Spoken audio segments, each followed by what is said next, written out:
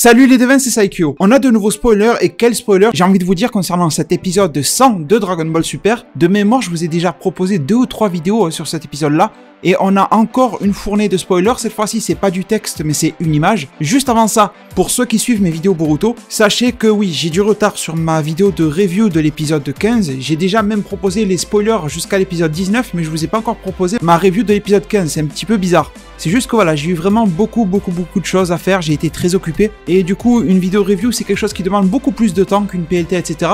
Du coup, ne vous inquiétez pas, j'espère qu'elle arrive ce samedi. Normalement, ça devrait le faire, j'essaye de pas trop me mettre l'œil, mais en tout cas, ça devrait aller. Bon, maintenant, parlons de Dragon Ball Super, et de cette image qui nous a été révélée aujourd'hui. On va parler uniquement de cette image-là aujourd'hui. Il n'y a pas d'autres spoilers qui sont tombés, mais en même temps, l'image, elle se suffit à elle-même, j'ai envie de vous dire. Elle nous provient directement du site de Fuji TV, c'est la chaîne japonaise de télévision qui diffuse chaque semaine Dragon Ball Super, un peu le TF1 du Japon si vous voulez. Et du coup, bien sûr, je vous mettrai toutes les sources en description, y compris le lien de chez Fuji TV.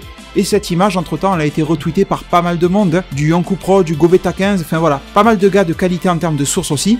Et du coup, sur cette image, vous le voyez bien, c'est Caulifla. Il n'y a aucun doute, les vêtements sont là. L'air de visage, on ne peut pas se tromper, même si elle est en mode buffle. Et vous l'avez bien lu au titre de ma vidéo, est-ce qu'on a affaire à une deuxième fille Broly?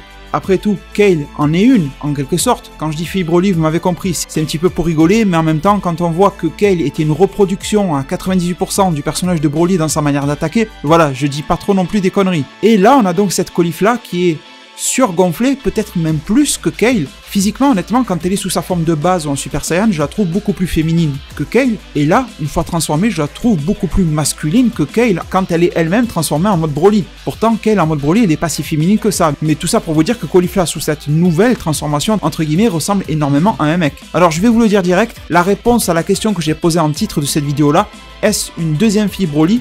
Non, en tout cas, personnellement, ça n'engage que moi, je n'y crois pas. Enfin, quand je dis je n'y crois pas, oui, la source est bonne, mais je ne crois pas que c'est une fille Broly. Enfin, une Kale numéro 2. Je ne pense pas, en tout cas, qu'elle a la même transformation exactement comme Kale. Je pense même qu'elle est très différente. Ça se voit à pas mal de choses. Déjà, rien que la couleur des cheveux, la couleur de l'aura, la manière dont les cheveux sont hérissés, qui n'ont rien à voir avec ceux de Kale, l'épaisseur des cheveux, la musculature est aussi un petit peu différente en quelque sorte, même s'il faut savoir que le personnage de Broly, bon déjà il n'a pas été designé par Toriyama, mais son designer qui bossait pour la animation a repris le design de Mirai Trunks en mode Dai Sandankai, c'est-à-dire quand il s'est battu contre celle avec les gros muscles. C'est pour ça que les deux transfos se ressemblent. Et justement, je pense que Caulifla, sur cette image-là de l'épisode 100, donc oui, pour rappel, bien sûr, l'épisode 100 sera diffusé le dimanche 23 juillet. J'ai vu pas mal de monde sur les réseaux sociaux dire « Ah, regardez, c'est une image qui est pour l'épisode de la semaine ». Non, cette semaine, le dimanche 16 juillet, on aura l'épisode 99. Et la semaine d'après, on aura cette image-là qu'on va voir de manière animée. Et du coup, je pense vraiment que cette Caulifla-là, c'est ma petite prédiction à chaud, on va dire, est en mode Dai Sandankai, c'est-à-dire le 3e grade, le 3e stade de la transformation des Saiyans. Je sais pas si ces mots-là, le 3e, 2e grade et tout ça, parlent à tout le monde. C'est des choses que vous avez tous déjà vues dans la série. Pourquoi pas vous en faire une petite vidéo d'analyse en profondeur, si ça vous dit d'étudier, on va dire, ces grades du Super Saiyan en partant du Super Saiyan 1 jusqu'au Super Saiyan 2, ça peut le faire, je pense, ça peut être intéressant. Et du coup, je vous avoue que d'habitude, quand je lis les spoils, les spoilers Dragon Ball Super et tout ça, je suis très rarement surpris. Même si c'est pas un truc que j'avais prédit, souvent ça ne me choque pas trop ce que je lis, ce que je vois. Et là, je peux vous dire que je suis vraiment resté sur le cul. Parce que cette transformation-là, pour moi, elle n'est pas du tout inaccessible pour Caulifla. On l'a très bien vu face à la fille Broly, Caulifla était clairement, très clairement passé en Super Saiyan de niveau 2. Tous les traits physiques, au niveau de son aura, ses cheveux, ses yeux, la forme de son visage, sa musculature, tout, vraiment tout était là pour nous prouver qu'elle était en Super Saiyan 2. Et en plus avec la mise en scène de transformation du Super Saiyan 2, qui est toujours la même dans Dragon Ball Super, que ce soit pour Trunks, pour Goku, etc. À chaque fois qu'il y a un Super Saiyan 2, ils ont la même forme, même Gohan l'a eu aussi, la même mise en scène, les mêmes plans de caméra pour le faire.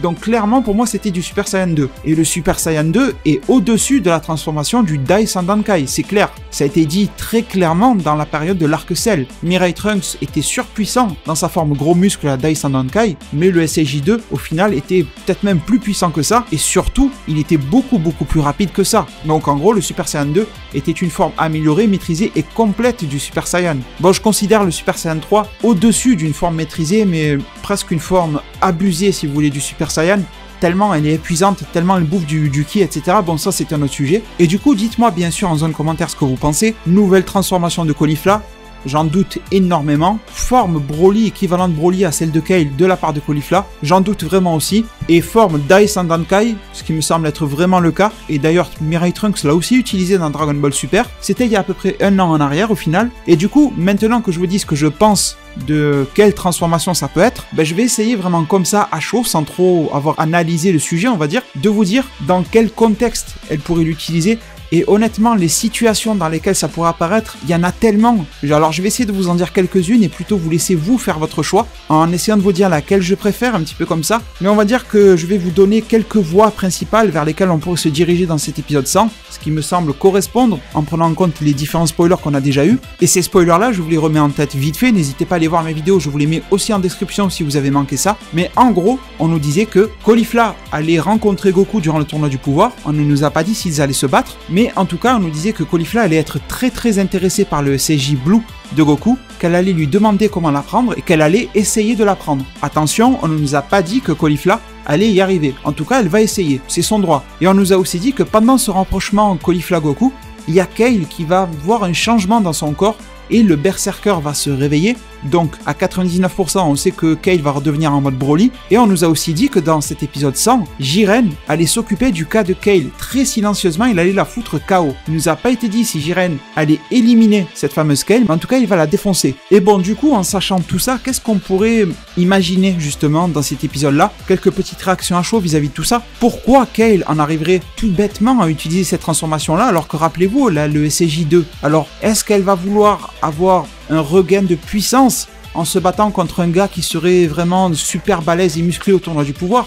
Un gars qu'on ne connaît pas, un inconnu d'un autre univers, pourquoi pas? Est-ce qu'elle voudrait l'utiliser contre Goku et que là on va avoir un remix, vous vous rappelez, il y a 1 an en arrière, on avait eu Mirai Trunks Dai Sandankai face à Vegeta SSJ Blue.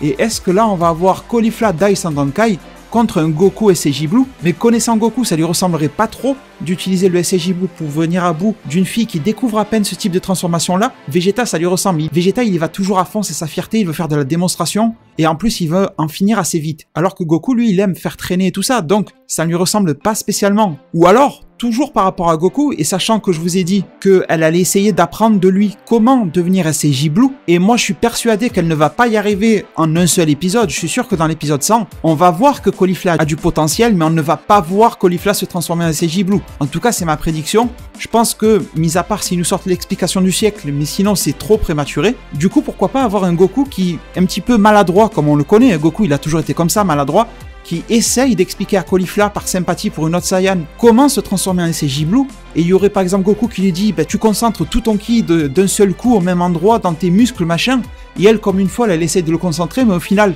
c'est juste en train de la gonfler de puissance, et elle découvre un petit peu cette transformation là du Dai Sandankai alors qu'elle avait pas du tout envie de faire ça. Un petit peu comme pour Gotenks, on avait Goten et Trunks là qui essayaient de faire la fusion, il s'était raté, un coup il était gros, un coup il était maigre.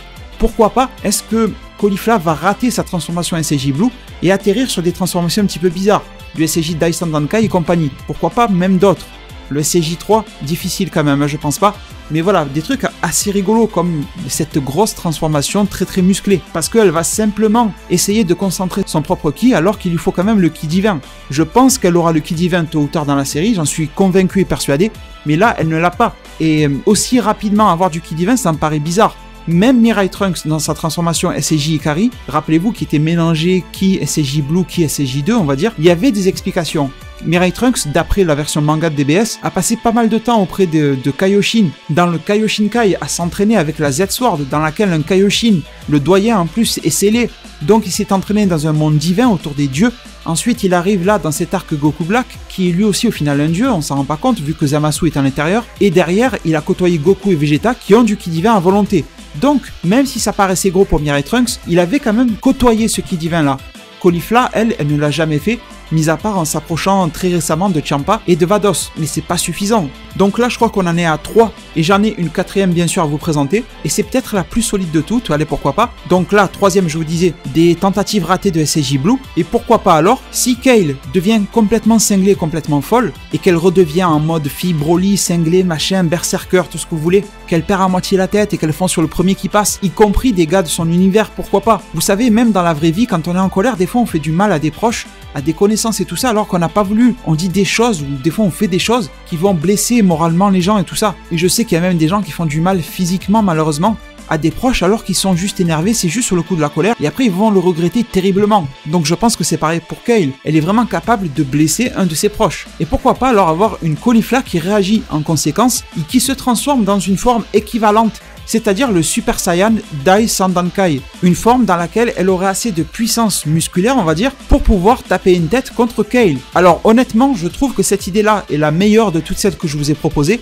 mais il y a un seul truc qui me dérange là-dedans, dans ce que je vous ai dit, c'est que Caulifla maîtrise le SCJ2, enfin, elle l'a découvert l'autre jour, je sais pas trop quoi, mais en tout cas, elle l'a. Alors pourquoi ne pas passer à un SCJ2, tout simplement pour se maîtriser Kale? Bon, est-ce que c'est un délire de la animation qui veut faire un combat de filles musclées? Enfin, je sais pas ce qu'ils veulent faire. Honnêtement, ce qui me gêne vraiment, c'est ce truc qu'elle a, le SCJ2. Pourquoi s'embêter avec cette transformation-là, alors que le SCJ2 n'a pas de gros défauts? C'est pas comme le SCJ3, vous savez, qui vous épuise et machin. Le SCJ2, ça met le corps sous tension, c'est vrai, vous l'avez bien vu, avec l'aura électrifiée, mais ça va quand même, c'est très très largement supportable. On a vu Goku et Vegeta se battre énormément de temps sous cette forme-là, sans vraiment en souffrir. Au final, la stamina en SCJ1 ou SCJ2, elle est quasi pareille. Je dirais qu'il y a un petit peu plus de stamina pour le SCJ1, mais on est quasiment sur la même chose. Donc pourquoi pas en arriver à ce combat-là de filles musclées Saiyan de l'univers 6, et derrière d'avoir une montée en pression de Kale, etc., et voir même Caulifla se faire défoncer sous cette forme-là, se faire rejeter par Kale qui aurait un regain de colère et de puissance, et que derrière Jiren soit obligé d'intervenir. Encore une fois, je retombe sur ma prédiction que je vous ai déjà dit. Je vous donne un exemple.